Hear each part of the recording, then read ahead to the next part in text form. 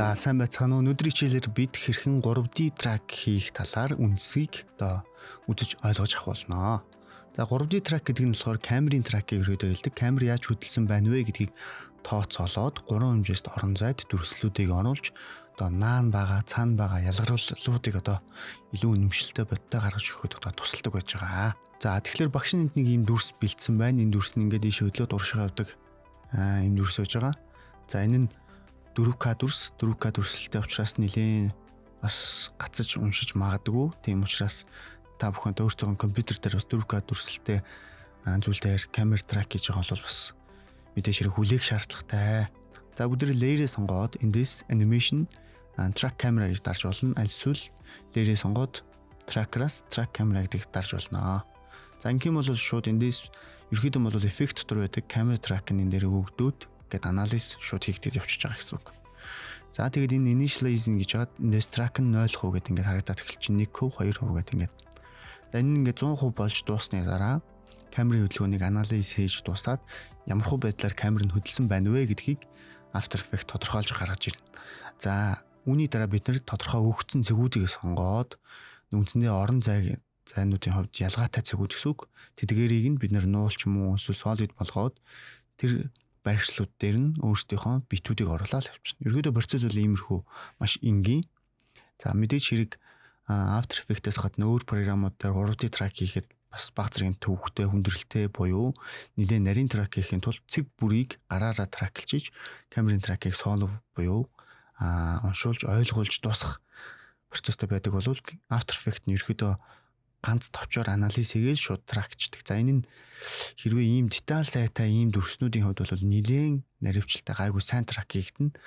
Деталь багтай камер хөдөлгөөний эсвэл камер нь маш чичирсэн ч юм уу тиймэрхүү хөдөлгөөнтэй байх юм бол жоохон наривчлал багтай, алдаатай трактах магадaltaй. Тийм учраас анханасаа трак бүдэрээ хийхин тулд дүрсээ траклахад бэлдэж тэмдэгтүүдийг маркеруудыг тавих ч юм уу тиймэрхүү байдлаар бэлдэх хэрэгтэй. Тэгээд дээрээс нь трак хийнэ гэж байгаа бол бас дүрсийн хөдөлгөөнийг 2D трак хийх үү 3D трак хийх үүдгээ маш сайн бодолцоод трак хийх шаардлагатай байж байгаа. За ингээд бидний трак маань ингээ хийгээд солов хийж ин солов хийнийг нь камерыг тооцоолж байна гэсэн үг. За ингээд хийгээд дуусны дараа бид энэ дээр ингээ цэгүүд гараад ирнэ. За хэрвээ энэ цэгүүд та нарт харагдахгүй байгаа бол layer-ээр дарж сонгоогүй байна гэсэн үг. Layer-ээр дарж сонгоод 3D камер tracker гэсэн эффектээ сонгож ич эдгээр цэгүүд нь харагдана шүү. За энэ цэгүүд нь ямар учиртай юм бэ гэхээр trackлсан анализ хийгдсэн хөдөлгөөнгүй сайн тодорхой болсон цэгүүд байна гэсэн үг. За тэгэхээр бид эндээс энэ бичиг шиг бид энэ дээр энэ нэг дахиад нэг юм бичиг тавья гэж бодох юм бол мэдээж хэрэг энэ наатлын ханаас сонгоно цаанаас биш. За энэ дээрээс бид шууд энэ автоматар ингэ сонгох гээд байгаа.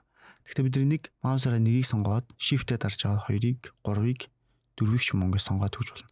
За тэгвэл энэ бүрнгийн юу илэрхийлж байгаа юм бэ гэхээр энэ жоохон цаашаага юм хөвтэй автгаар гэж байгаа. Тэгвэл энэ ерөөдөө энэ уртлын энэ байшингийн автгааг буруу сонгож байна гэсэн үг. Тийм учраас зөв автгаан цэгүүдийг сонгохын тулд бид нэр дахиад өөр цэгүүдийг сонгож өгч болно.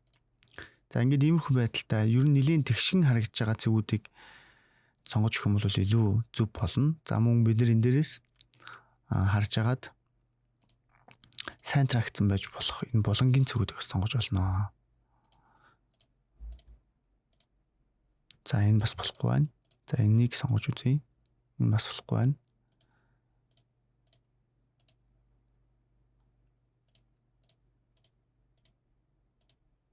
За заримдаа 4 цэг алдаатай болоод байвал 3 цэгээр сонгох хэрэгтэй. Жишээлбэл энэ 3 цэгийг харъя.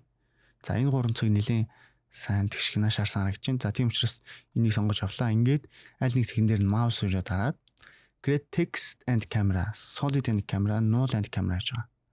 За ер нь бол ямар ч ялгаагүй текст үсгээр камер үсгэх, solid үсгээр камер, null үсгээр камер үсгэх. За тэгэхээр бид эндээс text and camera үсгэж байна. Тэгмэл энэ байршилд биднэрт нэг юм текст үсэж байна гэсэн үг. За энэ текстийг иш нэгүүлгээд бид нар null үсгэчээд null-ийнхаа байршил руу бас текст холбож болно. Багш надад тэрийг харуулнаа. За ингээд энэ хол байрлалцсан учраас их гүйж байгаа гэдгийг хараарай. Дүрсээ хөдлөж болохгүй. Одоохондоо дүрсээ төр төгччихье. За тэгэхээр энэ текст нь өөрөө энэ камерын за дүрсээ хаачих юм бол Ингээ харах юм бол энд камер хөдөлж байгаа. Камер ингээд урагшилж байгаа. За дүрс нь 2D учраас камерт өртөхгүй, камерт хөдлөхгүй. За ингээд текстээ бид нар VD гэд тавьчих. За тэгээд эндээс өнгийн иймэрхүү өнгө суруулаад өгчий. Иймэрхүү байдлаар за багц зэргийн гэрэлд байгаа учраас багц зэргийн цайвар болгоход үгүй. За эсвэл тод харуулах үүднээс бид нар иймэрхүү өнгө шууд сонгоод өгч болно ингээд. За одоо бүгдээрээ тоглуулад үзье. 1 fit гэж жагаад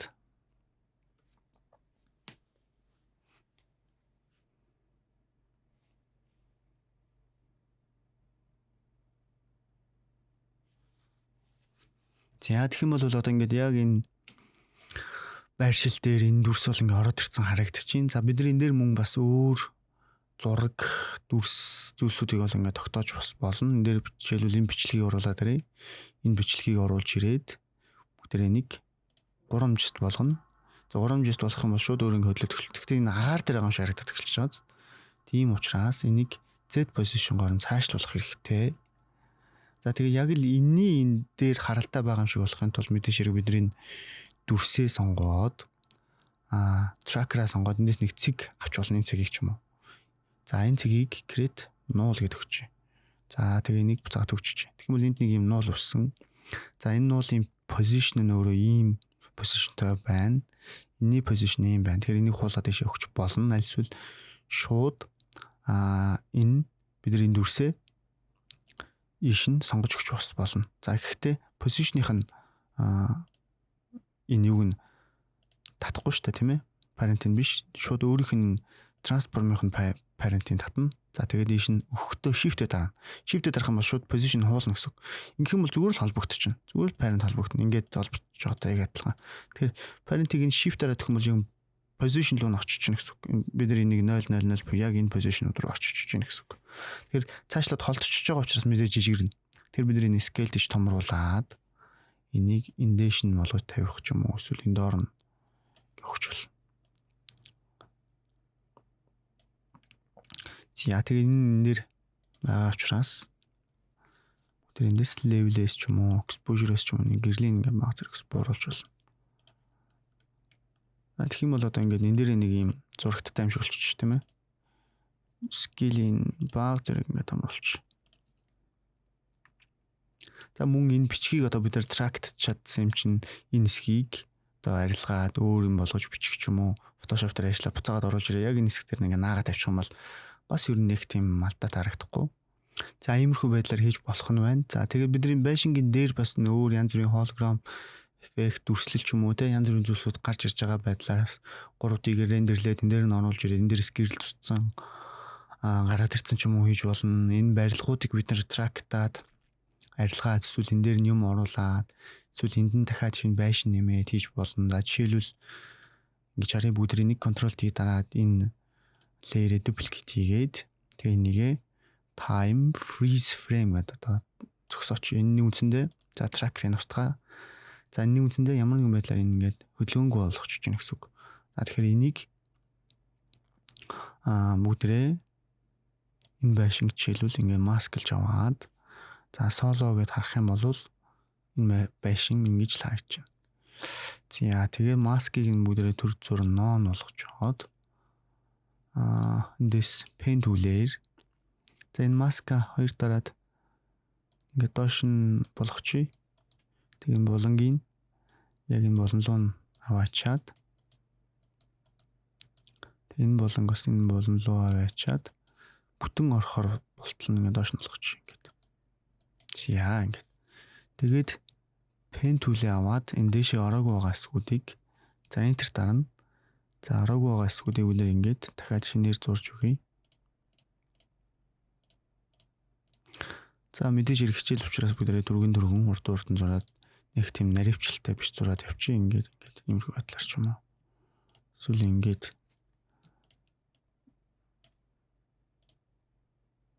тэгээ пенээ буцааж аваад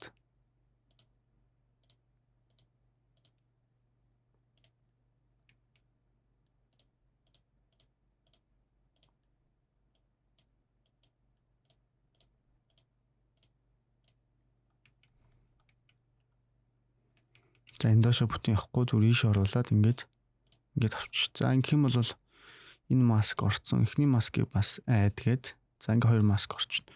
Ингээ нэг юм байшин өрхөд бол ингээд цолоод авчлаа гэсэн. Бид нар энийг 3 жист болгоод за энэ 3 жист болчихгонгууд бид нар энэ дээр 3 жист болгочихгоо бидний нөгөө layer маань хааны газар очсон байж байгаа. Ингээ ухраа. За тэгэх юм бол энд байж гин. За эхний кадрыг учраас за тэгэнгүүт энийг Ctrl Alt Home гэдэг нөгөө төвд нь аваачих хэрэгтэй. Тэгээд энэ барилга магадгүй тэнд байгаа ч юм уу. Тэгэхээр нэг өөр барилга. Иймэрхүү маягтай. За тэгээд энийг за энэний араар оруулчих. Энэний араар орцсон болгоод за мэдээж хэрэг энийг масклах шаардлагатай болно. За тэхийн тулд бид энэ дээрээс за юуцэн эхлээд энийг ингэж тавиад энэ барилгыг түрэн арилгаад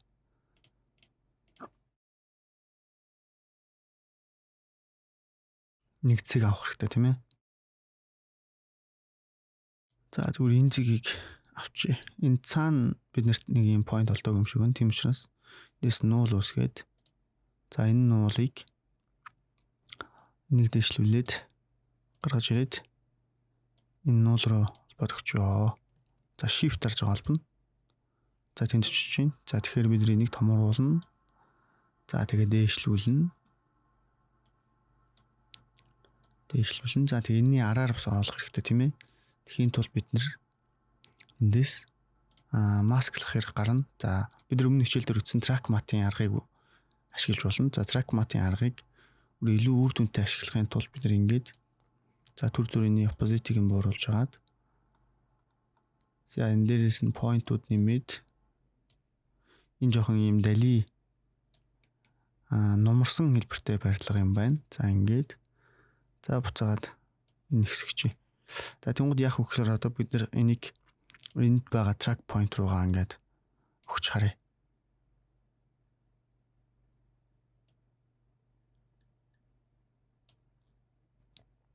За ингэ болохгүй байгаа учраас бид нар энэ track-ийг болиулаад төр төрөнийг авчаад за бүгд энэ дээр 2D track-ийг одоо ашигланаа. Бид энэ дээр track motion гэж дараад за track-ийн point-ийг ийш нь зөөгөөд бид нэг matte болгож ашиглах гэдэг шүү дээ тийм ээ. Тэгэхээр энийг ямар нэгэн track-таж болох илүү тод цэг рүү өгөх хэрэгтэй. За энэ цэг рүү за харъя.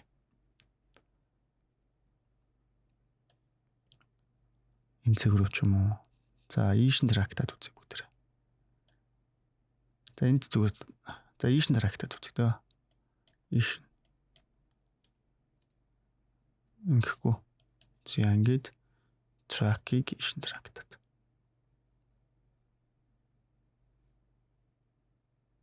За иймэрхүү байдлаар за энэ хүртэл явахд болно.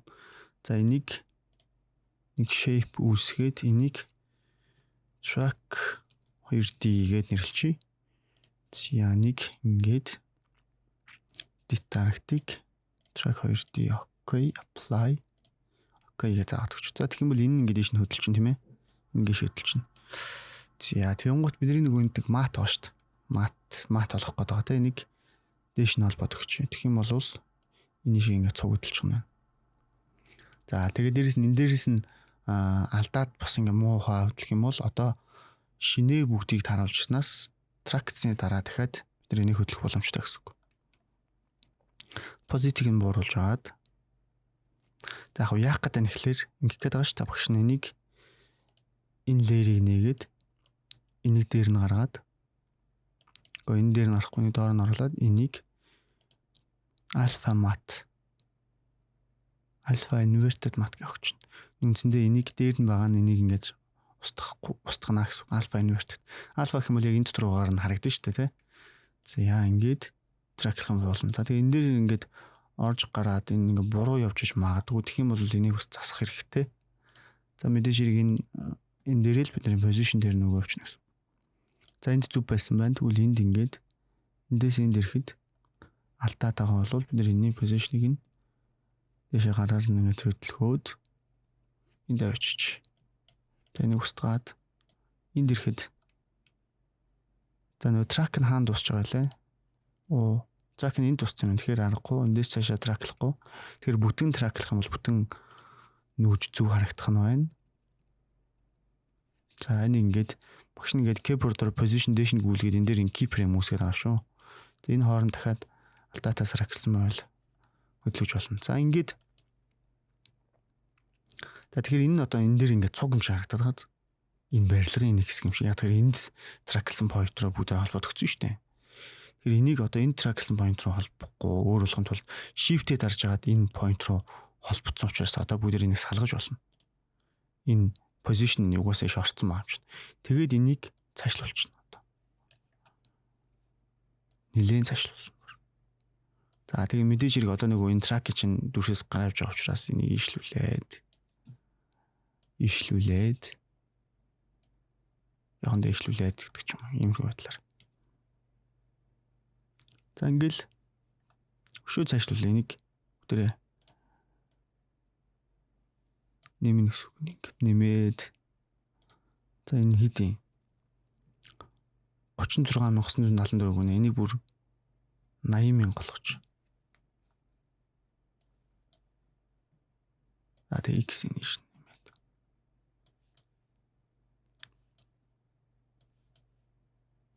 Бид яг нөгөө x тэнхлэгийн дагуу шин зөөж байгаа учраас ингэж харагдаж байгаа. За тэгээ scale-ийн баг зэрэг томруулаад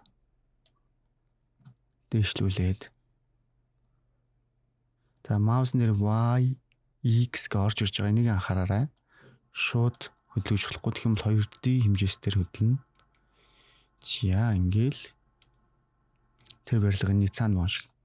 Энд цаана байгаа юм чинь ингээ параллакс дарагдчих тийм ээ. Наатлынх нь хөдөлгөөн цаанаасаа гарч ирнэ. Бид ингээ дахиад нэг барилга нэмчлээ гэсэн. За иймэрхүү байдлаар ингээ хотыг ингээ гоё болгоод олон барилгатай болгоо өөр юм оруулаа. Энэ дээр нь харгаргийн тавг оруулаад гэдэг ч юм уу. Иймэрхүү байдлаар хийж болох нэ. За тэр 3D track бол нэг иймэрхүү байдлаар бид ашигланаа. За хоёр дахь жишээ харъя. За багш нь ийм хотын дундуур камер нисэж байгаа ийм дүрс бэлдсэн байна. За мөний бүгдээрээ animation сүүлэндээ шүү track камераагаа дарчээ. За энэ нь 4K том дүрс учраас баг зэрэг удаан уншина. Бүгдээрээ унш дуусныхан дараа харцгаая. За ингээд track нь уншаад дууссан байна. За одоо бүгдээ яаж болох вэ гэхээр энэ дээрс зам дээр нэг цэг сонгоод за айлуулах зөв перспективтэй харагдах цэцгүүдийг сонгох юм бол их зүгээр. За ингээд энэ цэцгүүдийг сонгоод бүгдээрээ нэг create solid and camera гэж. За тэгэх юм бол энэ дэр нэг юм solid үс чинь WS гэдэг дараад энэ эргүүлдгийг аваад баг зэрэг эргүүлээд энийг зөв харуулчих болно. Тэгэх юм бол бид нар нөгөө дараа нь холбох гээд байгаа юм маань энэ шиг нэлээд зөв харагдана гэсэн үг. За одоо багшд энд нэг юм хідэн анимашнтай цэцгүүдийг хийгээд бэлтгэсэн байж байгаа. За энэ нь яах юм бэ гэхээр ингэж юм зурагддаг юм анимашнтай. За энийг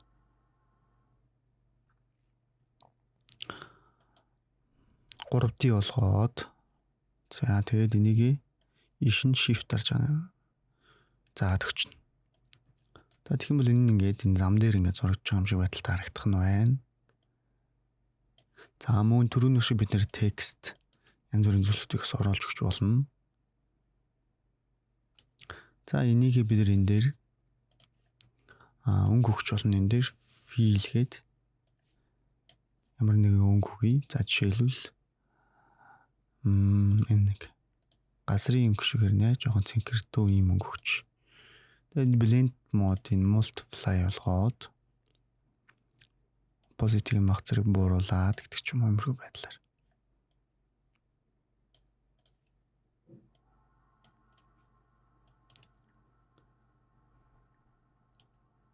За ингээд газар дээр байгаа юм шиг хийшин жоохон цаашлуулж болно. За дахиад нэгийг оруулж ирээд энийг 3D болгоод shift гэдэг шин зааж өгье. За тэгээ нэг ишин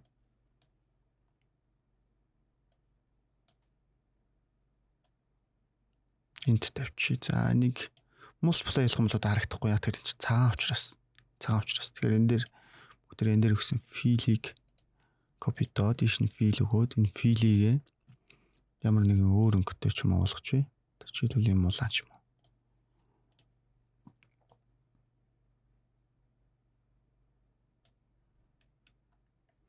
За, иймэрхүү байдлаар нөгөө камер гүйж байгаа учраас энэ нөгөө цаашаага ингээд хязгааргүй харагдана. За, энийг ийшээгээ цаашлуулад энэ нэг машины доорч байгаа юм шиг ч юм уу. Тэр үзүрнэ. Иймэрхүү байдлаар. За, тэгээд энэ хан дээгүүрээс оруулж өгч болно. Бид нар энийг сонгоод энэ хан дээр энэ дээрээс бид нэр solid гээд дахиад нэг юм solid үсгэсэн. За, энэ solid W аваад энийг эргүүлээд жоохон тэгшиг болгочих. За, тэгээд энийг дахиад иш оруулаад за, тэгээд 3D болгоод shift гэж байгаа дэшин дараад өгч. Cyan-ыг байхгүй болгоё. За, тэгээд энэ дэр paste шууд нөгөө пилээ бид нөгөө копидод авсан байгаа шүү дээ, тийм ээ. Тэгээд энийг магадгүй ийм sync ч юм уу болгочих. Scale-ийн баг зэрэг бууруулад жоохон ижлүүлээд иймэрхүү байдлаар дахиад scale-ийн баг зэрэг бууруулчих. Энэ үсэг энэ дээр тавцахгүй байх үднэс ингээд одоо бид энийг дахиад хувил duplicate-ийн гутаа ингэж болно. Ийш нь явуулаад W дараад энийг эргүүлээд за, тэгэхээс өмнө эхлээд энийг доош нь авчиад энэ болон руу авчиад тэгээд W дараад энийг эргүүлээд энэ дээр байгаа юм шиг болгоод доош нь гүйлгээд нөгөө орон зай баримжааг нь зөв хийхин тулд багш нь энэ дээр ингээд хийгээд байгаа. Тэгээ энийг ингээд жоохон сүултчих юм уу тий. Ингээд өөр цагуудад гарч ирэхээр. За, одоо бүгдийг тоглуулаад харах юм бол иймэрхүү байдалтай. Тэгээд энэ хоёрыг жоохон хойшлуулад энэ хоёрыг харин жоохон урагшлуулмаар юм байна. За, эхлээд энэ хан дээр гарч ирж байна те. Хан дээр гарч ирж байна. Тэгээ энэ дээр явж байна. За, энэ хоёрыг blend mode-ийн multiply болох юм бол илүү бодтой харагдана. Хан руу орцсон харагдана. Ингээд уусаад энийг нь тодруулахын тулд шаарч юм уу гэдэг хүч. Бүр бүтэхгүй болчихсон. За, энийг шарын жоохон доош нь томруулчих. Нэг scale-ийн жоохон томруулаад дэвшлүүлээд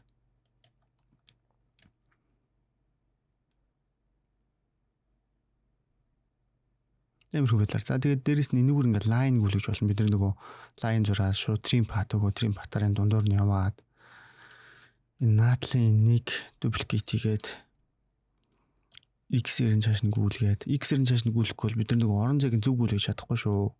X-ийг дандаа энүүгээр нь гүйлгэж явах хэрэгтэй. Ингээд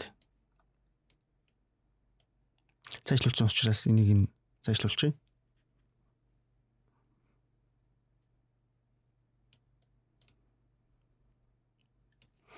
За, тэгээд бас текст үүсгэж болно. Шууд текст үүсгээд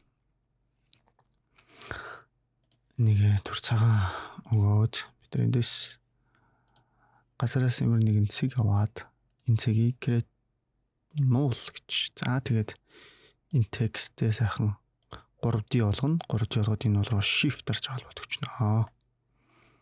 За, тэгээд энэ текстээ цаашлуулад хацуулахгүй байх хүтнээс цаашлуулад текстээ томруулаад өгч.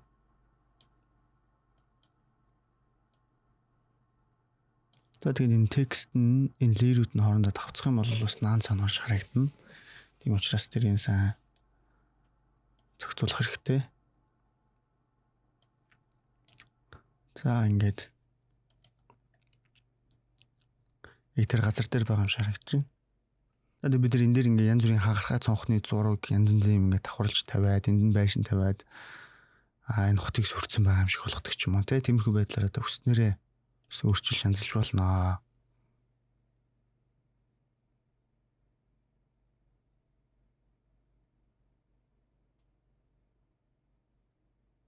За ингэж ашиглаж ер нь бол болох нь байна. За тэгэхээр 3D track хийхин тулд анхаарах ёстой зүйлүүд нь бид нэр ямар нэгэн байдлаар усан дээр ч юм уу эсвэл юм reflection ойж байгаа зүйлсүүдийн track хийхдээ алдаатай болж магадгүй. За мөн энэ дундуур нь хүн явж байгаа ч юм уу ингээд өөр камераас гадна өөр хөдөлгөөнтэй зүйл ороод ирэх юм бол тэрэн дээр нь тооцоол хийгдээд буруу болох магадaltaй байдаг учраас бас тэмэг зүйлсээс болгоомжлох хэрэгтэй. Хэрвээ тийм зүйл болохоор өөр шаардлагагүй байвал тэрийг нь маскж жагаад тракт болохгүй байхаар бас тохируулах хэрэгтэй. За мөн одоо ус ч юм уу хөдөлгөөнтэй биетүүдийг бас анхаарах хэрэгтэй. Эсвэл хөдөлж байгаа үйлсийг бас анхаарах хэрэгтэй. Гэх мэтчлэн байдлаар ер нь бол тракийг бид нэр зөв сайн гүйцэтгэлтэй хийхин тулд нэлээд дүрсээ сайн бодож авсан байх шаардлагатай байгаа. За мөн багш нь энэ одоо 3D track-ийн талаар өөр бас сонирхож дагаж хийж болох одоо сонирхолтой хичээлүүдийн линкүүдийг бас багш нь хичээлийнхэн хамт хавсаргаад оруулчихна. За тэднийг мөн хараад бас дүрэж мөн одоо санаа аваад бас хийж болох юм аа. Тэгэхээр энэ үндсэндээ 3D track нь бол энэ камерын хөдөлгөөнийг л тооцоолж байгаа. Камер ямар ч байдлаар бас хөдөлж болно. Гэхдээ перспектив хөдөлгөөн нь маш сайн ойлгомжтой, зөв зэгцтэй, чичиргээ багтай хөдөлсөн байх шаардлагатай шүү. Тэднийг анхаараарай. Бүх камерын хөдөлгөөнийг трактаж бас болох юм бишээ. Алдаатай болно. Наан цаана хөдөлж байгаа зүйлсүүд нь алдаа үүсгэнэ. Жишээлбэл модны намирж байгаа мөчр нь одоо салхинд хөдлөхөөрөө камерын хөдөлгөөн шиг олгогдно. Тэн дээр нь алдаа үүсдэг ч юм. Тиймэрхүү байдлаар алдаа үүсдэг. Тэгэхээр 3D track-ыг маш сайн хий гэж бодож ивэл ер нь бол After Effects биш Nuke ч юм уу програмыг ашиглах юм бол 3D track нэлээд сайн амжилттай трактагдана. Тэгэхээр After Effects-ийн 3D-ийн track-ийн энэ автоматар трacklж байгаа нь яг боломжийн сайн үр дүн гаргаж өгдөг ч гэсэн багш нь өмнөх хичээл дээр хэлжсэн бүр үнэхээр төгс одоо Canon-ы камерын track-ыг хий гэж бодож ивэл бид нэр трак болгоныг гараараа траклж байгаа цоологдох байдлаар буюу Nuke дээр ч юм уу тийм өөр програмаар трактах юм бол бүр илүү наривчлалтай. Аль эсвэл бүр 3D-ийн тракийг маш сайн хийдэг бүр тусдаа зөвхөн 3D тракийг хийхэд зориулсан програмууд байдаг. Synthesize 3D equalizer буюу 3D equalizer гэх мэтчлэн. За тэдгэр програмууд бол бүр дахиад After Effects сурж байгаа юм шиг тийм нэлээд олон зүйлсүүдийг сурна. Эхлээд дүрсээ 3D-гээр трактахын тулд маш сайн боловсруулж, sharp болгож тодруулах хэрэгтэй гэдэг ч юм уу. Янз бүрийн аргачлалуудыг их ашигладаг. Тэгээ параллел шугамуудыг зөв перспективэнд харуулж өгснөөр камерын тооцоолыг илүү зөв хийхэд тусалдаг. Линзний distortion-ыг арилгаснаар илүү сайн одоо track хийхэд тусалдаг гэдэг ч юм уу. Иймэрхүү зүйлсүүдийг нэлээд сайн оруулж, мэдээллүүдийг оруулж, наривчилж өгснөөр одоо 3D-г алдахгүй сайн хийхэд нь ерөөхдөө тусалдаг гэсэн үг. За тэгэхээр бидний үзэж байгаа хичээл бол After Effects-ийн суурь үндсэн зүйлсүүдийг ойлгож авч байгаа.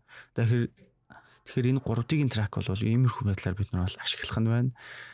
Тэгээд энэ талаар илүү сайн дэлгэрэнгүй үзье гэх юм бол энэ талаар илүү сайн дэлгэрэнгүй үзье гэж бодох юм бол Nuke-ийн хичээл магадгүй гарах юм бол Nuke-ийн хичээлийг үзэж болно. Nuke дээр бас 3D track хийх, construction байгуулалт хийх, модель байгуулалт гэх мэтлэн тийм зүйлсүүдийг бас үзэж болох байхаа. За мөн тэр 3D equalizer, synthesize ч юм уу эсвэл Bojo ч гэдэг юм уу тиймэрхүү програмуудыг бас хичээлүүдийг орж магадгүй. За мөн After Effects дээр Foundry-гийн нэг тийм плагин байдаг 3D track-ыг арай илүү сайн хийдэг. За мөн тэр плагины талаар бас YouTube-ээс ч юм уу хичээл хайж үзэж сонирхож болно. Тэрэн дээр арай наривчлалтай 3D track бас хийдэг боломжтой байж байгаа. За ингээд 3D track-ийн хичээл маань энэ төрөд дуусч байна. Дараагийн хичээлээр уулзах хүртлээр түр баяртай.